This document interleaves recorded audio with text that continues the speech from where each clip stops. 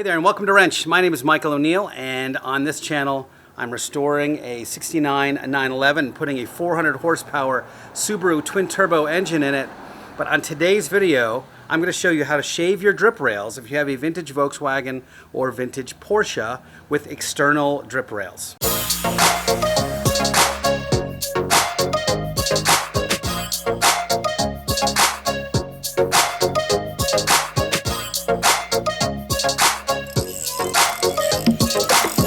So if you guys aren't familiar with the channel and you're brand new here, welcome Volkswagen people, welcome Porsche people. I have a really fun project I call the Blasphemy Build, where I got a 1969 Porsche race car and I'm turning it back into a street car. It was just a gutted shell. And for a motor, I've decided to use a 6-cylinder Subaru EZ30R that I'm putting twin R34 Nissan Skyline turbos on. So it's been a really cool, fun build, and I've just shaved the drip rails on the passenger side, and I thought, let me just make a separate video to show people how to shave the drip rails, because it's pretty time intensive and it's really its own thing. So I will get right into it. I'm going to go over the tools you need to do it, from the welder to the external hand tools, and the techniques I'm using. Now I should qualify this. I'm not a professional in any sort of way. I'm not that great of a welder. I'm not a professional engineer. I'm not a professional body guy. I'm a dude in a garage. Despite all of that, I seem to have gotten some pretty good results with the passenger side drip rails. And if you can see here, this has weld through primer on it. This is after multiple passes of welding and grinding. So what I'm going to do in this video is first go over all the tools, then the general technique and what we're sort of looking at here, and then I'm going to do one section so you guys can see it. Then everything else is kind of rinse and repeat. So let's get right into it. Now, first things first, you're going to need a welder. I bought this Lincoln Pro MIG 140 off of Craigslist for, I don't know, 250 bucks, 300 bucks. It's pretty basic. It just has wire, feed speed, and voltage. It's a regular 110.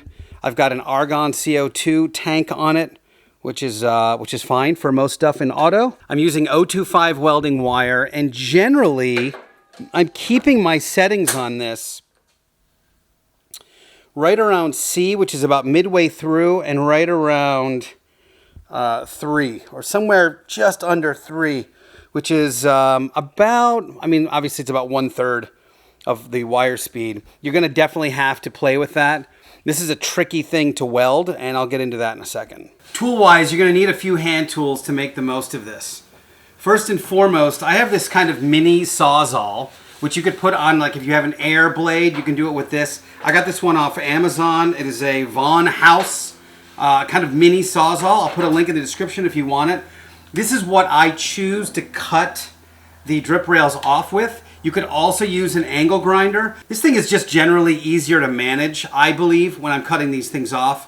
And we're cutting these little 4-inch strips. So sometimes the angle grinder might just be a little bit too much. I also use a flap disc. Between these two things, we just keep going back and forth. It's like cut, grind, weld, grind, weld, grind, weld, clean, grind, you know, that's kind of the process. And then I'm finding this really useful. So this is a wire wheel on a drill.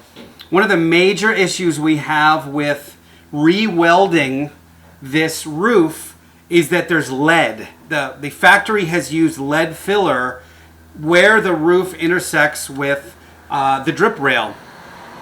Weld material does not like lead filler.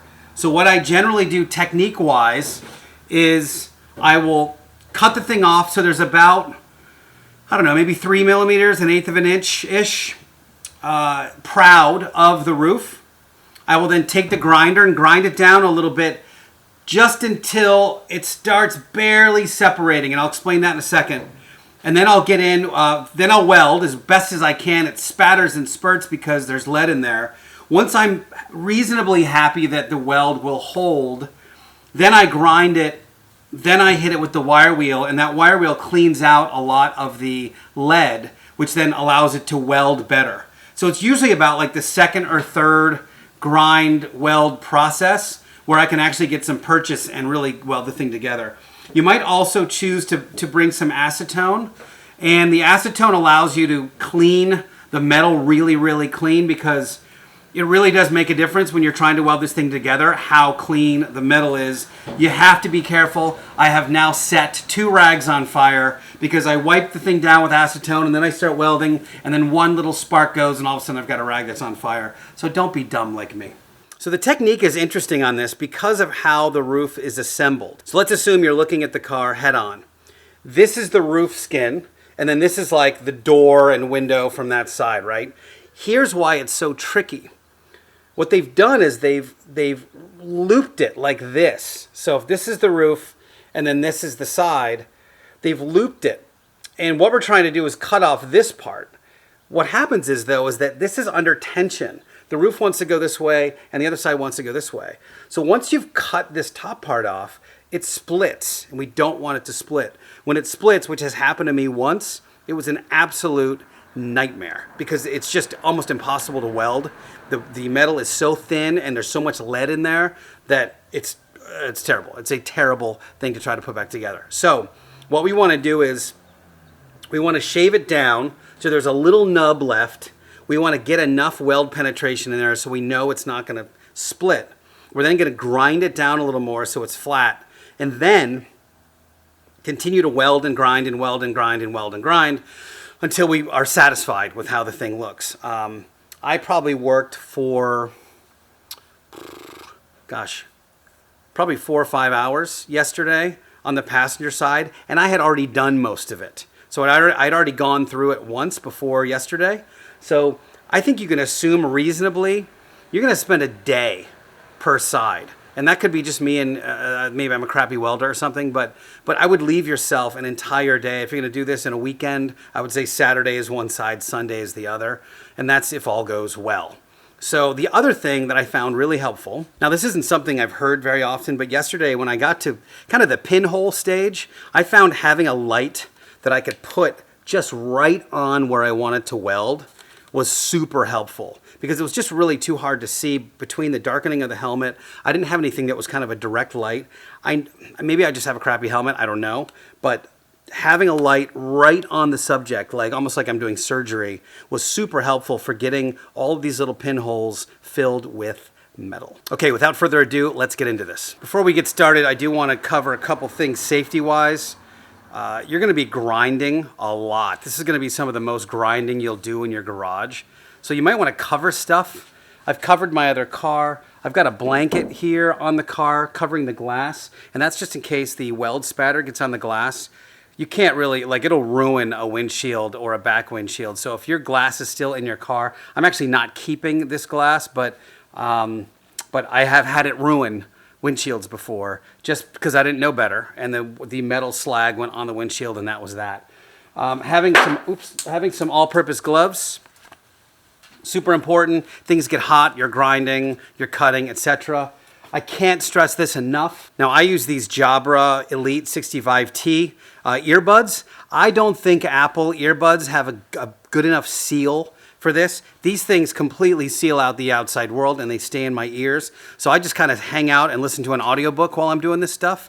But you absolutely want to have earplugs or over the ears, because you should really never be cutting or grinding metal without covering your ears and protecting your hearing. I do actually turn the audiobook or the music off while I'm welding because I want to be able to hear the sound of the weld. I'm not good enough to be able to just kind of see it and know where I'm at. So I want to be able to hear that kind of frying bacon sound to make sure that it's working okay. And then of course it goes without saying, eye protection. You're going to be grinding. I pretty much leave these things on the entire time, and I have my welding helmet on top.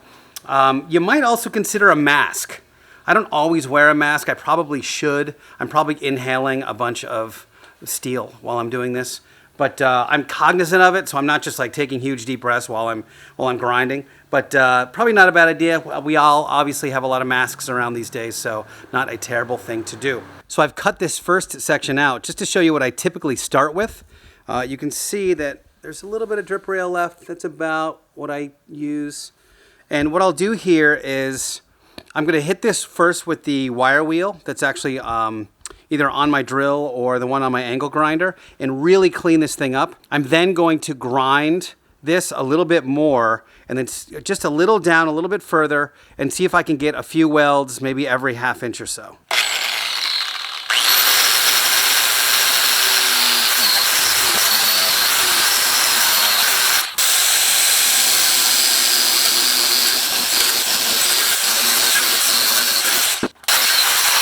Okay, so this is even a little further than I like to take it. You can see that seam. If I grind any more of this, that's going to go that way and that's going to go that way. So this is the time when I need to weld it. I'm getting a little better about using this grinder before I do anything. Now I've got really clean paint. Everything's really clean here. So I'm hoping I can just drop a couple of welds and it won't spatter too much. I did take my wire wheel and try to get in between here a little bit because that's where the lead is. The lead is sort of in between these two spots. And it just wants to spark and catch on fire. It's going to happen the whole time. Don't be alarmed. It's just kind of how it is.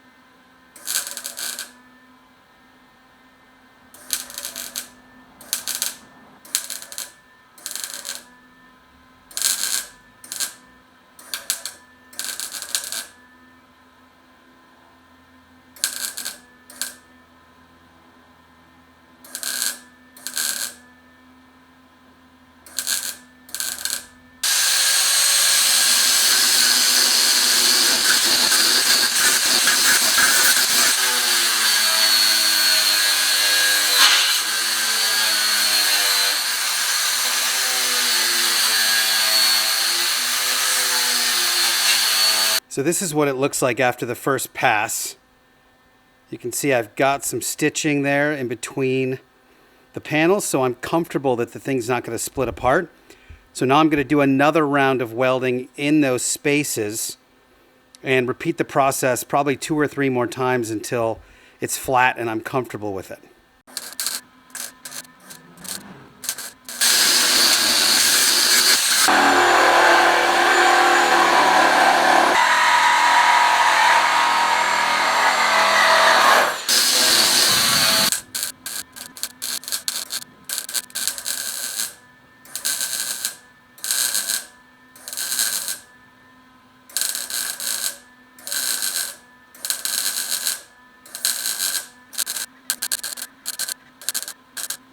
I'm not sure if the camera picked it up or the audio, but the welds were so much crisper that time around than they were the previous 2 times.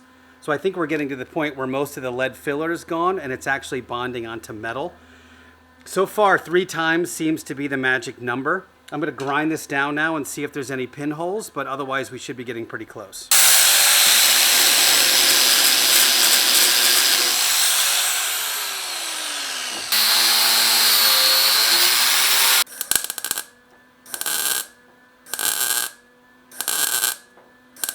I decided to do one more round of welding just to be doubly sure. So I'm going to grind this thing one more time and it should be good. Just understand that this is a patience game. It's pretty tedious. You're going to have to do it 3 or 4 times and eventually after the whole day you'll have the whole thing done. All right, I am really pleased with this. This is pretty solid here all the way along. You can see it's ground. It's flat. Harder to tell on camera, but this is pretty flat. So what I'll typically do is at the end of it, I'll just hit the whole thing with a little bit of weld through primer like this. Which does a couple things. Obviously it helps with the rust situation, but it also lets you see kind of where you are with it. And in this case, it is nice and flat. The other thing you can see from this process is it's very fluid. Like as I'm finishing up this one, I'm starting to go in this direction and finish it, right? So it sort of blends one thing into the other. And then of course I go the other way as well. By the time you're done, you should have a drip rail that's fully gone. You can see I've got pinholes and stuff in here. Nothing that regular filler, or in my case lead filler, won't handle. Like this could, like if I really wanted to just use traditional filler, I could do that now and skin this thing over, and this would look like it's completely perfect. I don't want to do that because since this is kind of a structural part of the car, lead filler is a little more structural than plastic filler. Now, it's not structural. You can't hold metal together with it, but certainly having metal here all the way around is going to be better than having plastic. Okay, this is an hour or two. You can see the stitch up. And the nice clean lines.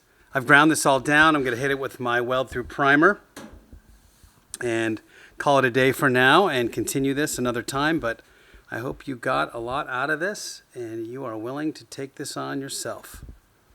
Now, before I wrap this thing up, I would love if you would like and subscribe, and please send me a comment down below. I'm trying to build this channel up into a thing for car guys like you and me. So this is an exercise in patience more than anything else. I think there's some skill in hearing when the welds get some purchase, and that's when you know you're pretty close to being finished with that part. To me, it always seems to take 3 levels. I'm going to experiment, see if I can make it quicker, but generally the welds get very proud at the beginning, the first time around, because they're not really penetrating that well. There's some lead, but you need it to bond those 2 pieces together while you grind. The next one's a little bit better, and you can cover it up. The welds get a little spattery and weird, but they actually hold a little better. Grind those down a little bit more. Then the third ones, the welds seem to start taking. I can't stress enough how important it is to use a wire wheel to grind out the lead in between these welding sessions. Once the lead is gone, you'll have much better, cleaner welds. And then just take your time, hang out, listen to an audiobook like I do. Like I said, I use these Jabra Elite 65Ts.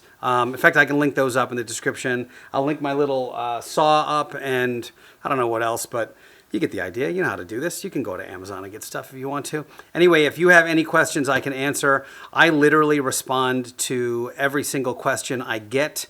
At least I try to. So if you have any questions and I can answer them, I will.